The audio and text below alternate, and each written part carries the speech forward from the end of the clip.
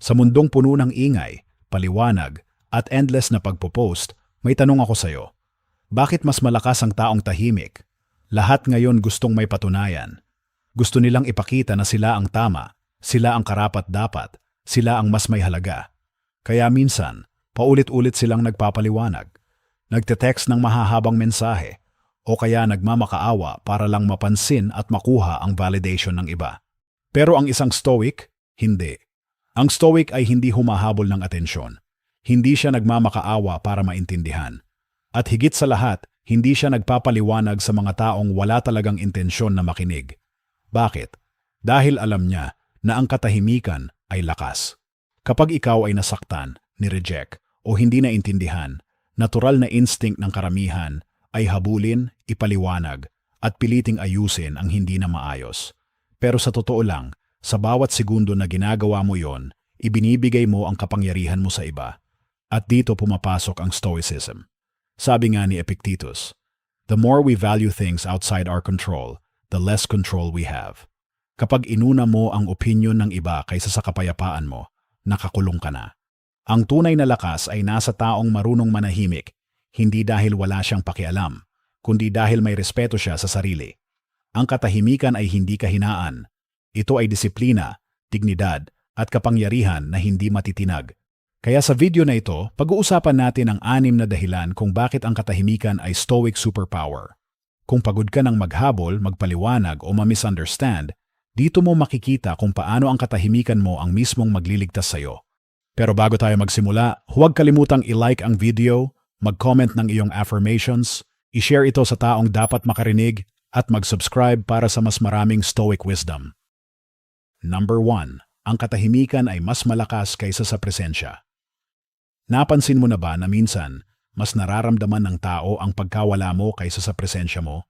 Kapag palagi kang nandyan, palaging nagpapaliwanag, palaging naghahabol, parang hindi nila nakikita ang tunay mong halaga. Pero sa oras na tumahimik ka, bigla nilang mapapansin. Iba pala ang pakiramdam kapag wala ka. Ganito ang paradox ng katahimikan, hindi ito nagtutulak kundi humihila. Kapag patuloy kang nagpapaliwanag, mas lalo silang hindi nakikinig. Kapag humahabol ka, mas lalo silang lumalayo. Kapag pilit mong pinapakita ang halaga mo, mas bumababa ang tingin nila sa'yo. Pero kapag tumahimik ka, dun sila nagsisimulang mag-isip. Isipin mo ang sitwasyon, may kaibigan o taong mahal ka na biglang nagbago ng trato. Hindi ka sinasagot, hindi pinapansin, parang wala ka na sa mundo niya. Ang instinct mo? Mag-text ulit, mag-send ng mahabang mensahe, magpaliwanag, baka sakaling magbago ang isip niya. Pero ang totoo, sa bawat pagpapaliwanag at paghabol mo, lalo mo lang ipinapakita na hawak nila ang kontrol. Dito pumapasok ang stoicism. Sabi ni Albert Hubbard, "He who does not understand your silence will probably not understand your words." Kung hindi nila kayang intindihin ang katahimikan mo, paano pa nila mauunawaan ang mga paliwanag mo? Kaya sa halip na ubusin ang lakas mo sa paulit-ulit na paliwanag, piliin mong manahimik. Hindi ito kawalan ng malasakit, kundi tanda ng lakas ng loob. Kapag tumahimik ka, pinapakita mo na may tiwala ka sa sarili mo, na hindi mo kailangang ipaglaban ang halaga mo sa maling tao. At dito nagiging makapangyarihan ang katahimikan. Sapagkat ang katahimikan ay parang salamin, pinapakita nito sa kanila ang kanilang sariling asal. Kung may respeto sila, sila ang lalapit. Kung may malasakit sila, sila ang hahanap. Pero kung wala silang pakialam, mananatili silang wala. At sa puntong iyon, malinaw na sagot na iyon para sa iyo, kahit walang salita. Ang katahimikan ay hindi kawalan ng aksyon. Isa itong intentional choice. Pinipili mong huwag magsalita dahil alam mong hindi lahat ng tao karapat-dapat sa paliwanag. At sa pamamagitan ng katahimikan, muli mong binabawi ang kapangyarihan na minsan ay ibinigay mo sa kanila. Huwag kang matakot kung may mga taong maiinis o malilito sa katahimikan mo. Normal iyon. Kasi sanay sila na hinahabol, pinapakiusapan, o pinapaliwanag sa kanila. Pero kapag hindi ka nag-react, doon sila natatakot, sapagkat hindi na nila kontrolado ang emosyon mo. Kaya tandaan mo ito, kung hindi nila kayang unawain ang katahimikan mo, hindi nila kailanman mauunawaan ang mga salita mo. Huwag habulin ang taong hindi marunong umintindi. Dahil sa paghahabol, nawawala ang dignidad. Pero sa pagtahimik, tumataas ang halaga mo. Sa huli, mas malakas ang katahimikan kaysa presensya dahil ito ang bumabalikwas sa isip ng tao kahit wala ka na sa tabi nila. Number 2. Sa katahimikan, mas malinaw ang katotohanan. Kapag nasaktan tayo, nabigo o nabetray, madalas instinct natin ay maghanap agad ng sagot. Tumatawag tayo sa mga kaibigan, nagpo-post online, o humahabol ng paliwanag mula sa mismong taong nakasakit sa atin. Ang akala natin, sa ingay at dami ng opinyon, doon natin makikita ang solusyon. Pero ang totoo, mas lalo lang tayong nalilito. Sa Stoicism, may ibang paraan. Hindi reaction ang unang hakbang, kundi reflection. Sa halip na makinig agad sa ingay ng iba, pakinggan mo muna ang sarili. Sabi ni Marcus Aurelius, kung nababahala ka, hindi ito dahil sa bagay mismo kundi sa interpretasyon mo dito. Isipin mo iyon. Hindi ang pangyayari ang tunay na nagpapahirap sa'yo, kundi ang paraan ng pagbasa mo rito. Halimbawa, may kaibigan na hindi nag-reply sa mahalagang mensahe mo. Ang una mong iniisip, wala na siyang pakialam o galit siya sa akin. Doon na pumapasok ang stress, galit at lungkot. Pero kung titigil ka sandali at tatahimik, makikita mong posible rin na busy lang siya, may problema, o wala lang talagang oras sumagot agad. Hindi ibig sabihin na iniwan ka na niya. Kapag nagiging tahimik ka, hindi agad sumasagot, hindi agad nagpo-post, hindi agad nagre-react, binibigyan mo ng puwang ang isip mo para lumamig, at doon lumalabas ang mas malinaw na katotohanan. Sa katahimikan, naririnig mo ang boses ng values mo kaysa sigaw ng emosyon. Kapag ang emosyon ang pinakinggan, ang boses niya ay, habulin mo siya. Ipakita mong may halaga ka, magpaliwanag ka. Pero kapag ang values ang pinakinggan, ang boses niya ay, igalang mo ang sarili mo. Piliin mo ang kapayapaan. Huwag mong ibigay ang kontrol sa taong hindi naman karapat-dapat. Kaya mahalaga ang tinatawag ng mga Stoics na pause. Bago magdesisyon, bago magsalita, bago mag-react, tumahimik muna. Ang katahimikan ay parang filter. Tinatanggal nito ang ingay ng emosyon at iniiwan ang malinaw na insight. Ito ang dahilan kung bakit maraming tao ang hindi makahanap ng closure. Kasi hinahanap nila ang sagot sa iba, pero hindi sa loob. Habang ikaw naman, bilang Stoic, alam mong ang totoong sagot ay hindi galing sa paliwanag ng tao. Ang sagot ay galing sa reflection, sa tahimik na oras kung saan mas naririnig mo ang katotohanan. At kapag natutunan mong pakinggan ang sarili sa katahimikan, mas nagiging buo ka. Hindi ka na basta-basta nadadala ng emosyon o sinasakyan ng opinyon ng iba. Hindi ka na sunod-sunuran sa galit, lungkot o takot. Ikaw mismo ang pumipili kung paano ka magre-respond. Lesson, kapag tahimik ka, mas malinaw ang boses ng values kaysa emosyon. At dito nagsisimula ang tunay na kapangyarihan ng Stoicism, ang kakayahan mong piliin ang response mo imbes na paikutin ng emosyon. Number 3, huwag magmakaawa ng closure. Isa ito sa pinakamalaking bitag na pinapasok ng maraming tao, ang pagmamakaawa ng closure. Lahat tayo gusto ng malinaw na ending, isang final na paliwanag, isang honest na pag-uusap, isang huling mensahe na magsasara ng lahat ng tanong. Pero sa totoo lang, sa paghahabol ng closure, mas lalo lang tayong nasasaktan. Bakit? Kasi kung talagang may malasakit sila, hindi mo kailangang humingi, kusang ibibigay iyon. At kung ayaw nilang ibigay, ibig sabihin hindi nila ito kayang ibigay. At doon ka dapat matahimik. Sabi ni Epictetus, don't explain your philosophy. Embody it. Hindi mo kailangang ipaliwanag ang damdamin mo sa taong hindi interesado. Ipakita mo sa kilos mo na tapos ka na. At ang pinakamalakas na paraan ay ang katahimikan. Tingnan natin ang cycle na madalas nangyayari, nasaktan ka. Hiningi mo ang closure. Sinalubong ka ng malamig na tugon o minsan wala talagang sagot. Mas lalo kang nasaktan. At paulit-ulit na lang hanggang maubos ang respeto mo sa sarili. Kapag tahimik ka, doon nagsisimula ang tunay na healing. Hindi dahil wala kang pakialam, kundi dahil ayaw mong ibigay ang kapangyarihan ng healing mo sa kamay ng iba. Closure is not something they give, it's something you decide. Halimbawa, iniwan ka ng taong mahal mo na walang paliwanag. Ang instinct mo, mag-send ng mahahabang mensahe. Bakit mo ginawa ito? Ano bang mali ko? Ano bang kulang? Pero isipin mo, kahit sagutin ka nila, may peace ka ba? O lalo ka lang lalong masasaktan sa malamig o half-hearted na sagot? Totoo ito, ang taong kayang iwanan ka ng walang paliwanag ay hindi biglang magiging tapat dahil lang sa demand mo. Kaya bawat paghabol mo ng sagot, para ka lang kumakatok sa pinto ng taong wala sa bahay. Kaya ang Stoic, imbes na magmakaawa ng closure, gumagawa ng sariling closure. Closure ay ang pagtanggap na yun lang ang kaya nilang ibigay. Closure ay ang pag-unawa na kahit anong paliwanag, hindi magbabago ang ginawa nila. Closure ay ang pagbitaw at pagtahimik kahit walang the end. At dito mo mababalik ang dignidad mo. Hindi mo kailangang puwersahin ang iba na ayusin ang sugat mo. Ikaw mismo ang tatakip sa sugat sa pamamagitan ng pagpili ng kapayapaan. Kaya tandaan mo, ang paghahabol ng closure ay isang anyo ng pagtataksil sa sarili. Pinipili mong ipasa sa iba ang responsibilidad na mahalin at igalang ka. Pero kapag nanahimik ka, ipinapakita mong kaya mong mahalin ang sarili mo nang hindi kailangan ng pahintulot ng iba. Huwag magmakaawa ng closure. Huwag magpaliwanag kung bakit ka aalis. Ang mismong katahimikan mo na ang magsisilbing sagot. Number 4. Katahimikan ang naglalantad ng katotohanan. Alam mo ba kung bakit takot ang maraming tao sa katahimikan? Dahil sa katahimikan, bumabagsak ang mga maskara. Ang salita ay maganda, pero aminin natin, madali itong gamitin para magtago. Ang mga tao kayang magsabi ng mahal kita kahit wala namang intensyon. Kaya nilang humingi ng sorry kahit wala talagang balak magbago. Kaya nilang gumawa ng paliwanag para i-justify ang maling ginawa. Pero kapag nanahimik ka, wala silang mapanghahawakang salita. Wala silang mapaglalaruang paliwanag. Doon mo makikita kung sino talaga sila.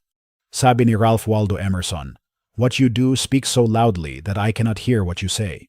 Ibig sabihin, mas malakas ang aksyon kaysa sa salita. At sa katahimikan, mas lumilitaw ang pattern ng isang tao kaysa sa mga pangako nila. Halimbawa, iniwan mo munang hindi mag-message ang isang taong laging may dahilan. Mapapansin mo, kung totoo silang may malasakit, sila ang kusang hahanap. Kung ginagamit ka lang nila, tatahimik din sila at tuluyan nang mawawala. Kung manipulative sila, magagalit sila at sisimulang akusahan ka, hindi dahil mali ka, kundi dahil nawala ang kontrol nila sa'yo. Ganito ka brutal pero ganito rin kalinaw ang katahimikan. Hindi mo kailangan ng confrontation. Hindi mo kailangan ng mahabang diskusyon. Huwag ka lang magsalita at kusa silang maglalantad ng totoo nilang kulay. Ito ang dahilan kung bakit ang mga Stoics ay hindi padalos-dalos sa pag-react. Hindi sila agad bumibigay sa emosyon. Pinipili nilang manahimik para makita kung sino ang tunay na tao sa paligid nila. Kasi sa katahimikan, hindi mo lang nakikita ang iba, nakikita mo rin ang sarili mo. Ang katahimikan ay hindi kawalan ng aksyon. Isa itong malinaw na obserbasyon. Parang hawak mong salamin at ipinapakita sa kanila, ito ang ginawa mo. Ito ang pinakita mo. Hindi ko kailangan ng paliwanag mo. Nakita ko na ang totoo. At minsan mas masakit pa ito kaysa kahit anong sermon. Dahil ang salita pwedeng i-ignore, pero ang kawalan mo, hindi. Ang presence mo pwede nilang balewalain, pero ang absence mo ramdam nila. Kaya huwag mong gawing hobby ang pagpapaliwanag. Huwag mong gawing tungkulin ang panunuyo. Ang katahimikan mo ang maglalantad kung sino ang karapat-dapat manatili sa buhay mo. Lesson: ang salita ay pwedeng magtago ng kasinungalingan, pero ang katahimikan ay laging magpapakita ng katotohanan. Huwag kang matakot mag-obserba. Huwag kang matakot magpigil ng salita. Sapagkat doon mo makikita kung sino ang tunay na kasama mo at sino ang dapat mong bitawan. Number 5. Hindi pagpapaliwanag ay tunay na confidence. Aminin natin, kapag may hindi nakakaintindi sa'yo, masakit. Kapag may nagsabing mali ang intensyon mo o binigyan ka ng maling label, natural na gusto mong magpaliwanag. Gusto mong ipakita, hindi ako yan. Mali ang tingin mo. Pero dito nasusubok kung gaano ka talaga kalakas. Kasi ang Stoic, hindi niya inuubos ang oras niya sa pagpapaliwanag sa mga taong sarado na ang isip. Bakit? Dahil alam niyang ang tunay na confidence ay hindi nangangailangan ng depensa. Sabi ni Marcus Aurelius, "Don't waste what remains of your life in speculating about others, unless with a view to some mutual benefit." Kung isusumite mo ang buhay mo sa pag-iisip ng opinyon ng iba, sayang lang ang panahon. Isipin mo ito, tuwing nagpupumilit kang magpaliwanag sa taong ayaw naman talagang umunawa, para kang humihingi ng permiso na maging totoo. Imbes na ipakita ang halaga mo sa gawa, binibigay mo ang kapangyarihan sa kanila para diktahan kung sino ka. At ito mismo ang kabaligtaran ng confidence. Ang taong hindi nagpapaliwanag, hindi dahil sa kayabangan, kundi dahil sa kapayapaan. Alam niya sa puso niya na malinis ang intensyon niya. Alam niya na naka-align ang action niya sa values niya. At kung may taong hindi makakita nun, problema na nila yon, hindi kanya. Kadalasan kapag hindi ka nagbigay ng paliwanag, tatawagin kang cold, selfish, o suplado. Pero ang totoo, hindi ikaw ang nagkulang. Sila ang nagkulang sa effort na kilalanin ka ng tama. At kung mawalan ka man ng mga taong ganoon, tandaan, hindi iyon loss. Alignment iyon. Dahil sa hindi pagpapaliwanag, lumalabas ang tunay mong lakas. Hindi ka na nag-aaksaya ng oras sa pagbibigay ng subtitles sa mga taong hindi interesado sa pelikula ng buhay mo. Hindi ka na nagbubuhos ng energy para kumbinsihin ang taong ayaw naman talagang makinig. At ang pinakamagandang bahagi nito, mas lalo kang nagiging attractive at respectable sa mga tamang tao. Bakit? Kasi ramdam nila ang dignidad mo. Ramdam nila na hindi mo kailangang ipilit ang sarili mo para tanggapin. At ang respeto nila ay kusang ibinibigay, hindi hinihingi. Lesson, ang hindi pagpapaliwanag ay hindi pagiging mayabang. Ito ang pinakamatibay na anyo ng confidence. Sapagkat ipinapakita mo na sapat ka, kahit walang approval ng iba. Hindi mo kailangang ipagsigawan ang halaga mo, dahil ang kilos mo at katahimikan mo na mismo ang nagsasalita.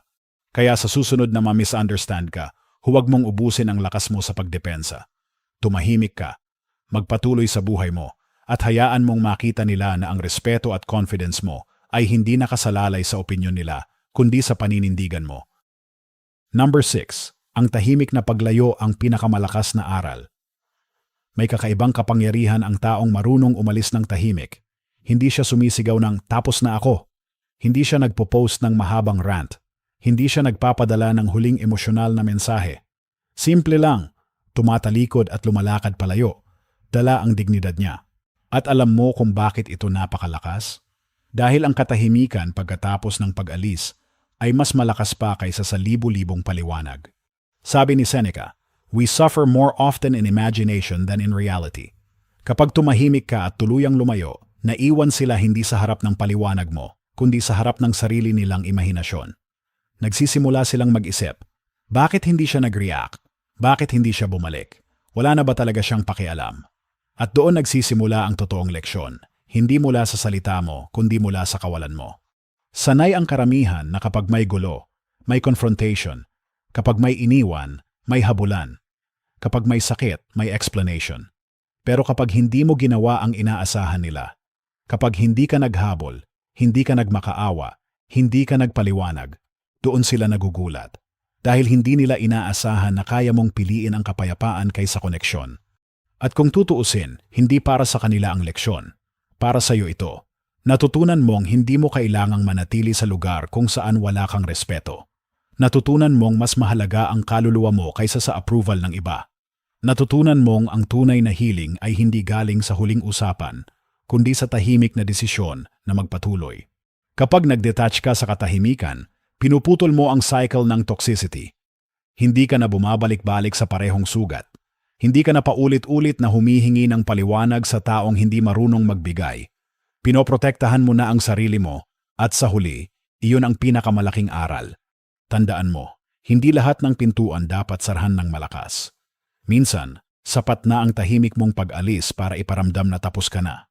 At sa katahimikan na iyon, ikaw ang tunay na nagwagi. Lesson, ang tahimik na paglayo ang pinakamalakas na pahayag. Hindi ito ego, kundi respeto sa sarili. Hindi ito kawalan ng pakialam, kundi pagpili ng kapayapaan. At ang katahimikan mo, iyon ang magtuturo ng leksyon na hindi kayang ituro ng kahit anong sigaw o paliwanag. Ngayon, balikan natin ang lahat ng pinag-usapan natin. 6 na malalalim na katotohanan kung bakit ang katahimikan ay hindi kahinaan, kundi isang stoic superpower. Una, mas malakas ang katahimikan kaysa presensya. Kapag hindi ka nagpaliwanag o naghabol, mas nararamdaman ang pagkawala mo kaysa sa anumang salita. Pangalawa, sa katahimikan mas lumilinaw ang katotohanan. Hindi ang ingay ng iba ang dapat mong pakinggan, kundi ang sarili mong values. Pangatlo, ang pagmamakaawa ng closure ay pagtataksil sa sarili.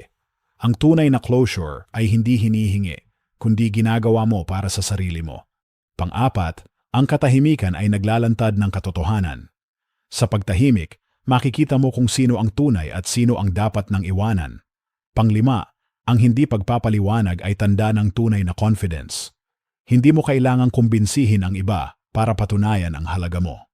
At panghuli, ang tahimik na paglayo ang pinakamalakas na aral. Hindi mo kailangang sumigaw para iparamdam na tapos ka na. Ang katahimikan mo na mismo ang magsasabi. At dito natin makikita ang tunay na essence ng Stoicism. Clarity, discipline, at self-respect. Hindi ito pagiging malamig o walang puso. Ito ay pagiging matatag at malinaw kung ano ang mahalaga. Kasi sa dulo, hindi mo kailangang habulin, magmakaawa o magpaliwanag para maging karapat-dapat. Ang halaga mo ay hindi nakabase sa pagtrato ng iba, kundi sa paraan ng pagtrato mo sa sarili mo. Tandaan, bawat oras na pinipili mong hindi mag-react, mas pinapalakas mo ang sarili mong kapayapaan. Bawat tahimik na paglayo, mas pinapatibay mo ang dignidad mo. At bawat hindi mo pagpapaliwanag, mas pinapakita mong buo ang tiwala mo sa sarili. Kung may isang bagay kang dadalhin mula sa buong video na ito lang. Huwag mong hayaan na ang ingay ng mundo ang magdikta ng halaga mo. Ang katahimikan mo ang pinakamalakas mong sagot. Kaya ngayon, gusto kong isulat mo sa comments bilang affirmation. My silence is my last word and my most powerful one. Dahil sa oras na paniwalaan mo ito, wala nang sino man ang makakabawas sa halaga mo. Maraming salamat sa panonood. Kung tumama sa iyo ang mensaheng ito, huwag kalimutang i-like ang video, mag-comment ng iyong mga realizations, i-share ito sa isang taong nangangailangan ng ganitong paalala, at mag-subscribe para sa mas marami pang Stoic wisdom na magpapalakas ng isip at kaluluwa mo. Sa huli, alalahanin mo, hindi lahat ng laban ay kailangan ng salita. Minsan, ang pinakamalakas na panalo ay ang katahimikan.